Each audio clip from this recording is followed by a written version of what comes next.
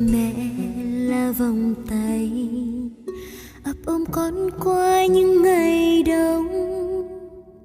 Mẹ là dòng sông để con tắm mát trưa hè. Mẹ là dãng tre che bóng con đi học về. Mẹ là bờ đê để con vui với cánh diều. Mẹ làm bậc thang để con bước lên đỉnh cao. Mẹ là ánh sao để con ước ao bao điều. Mẹ làm thật nhiều chỉ mong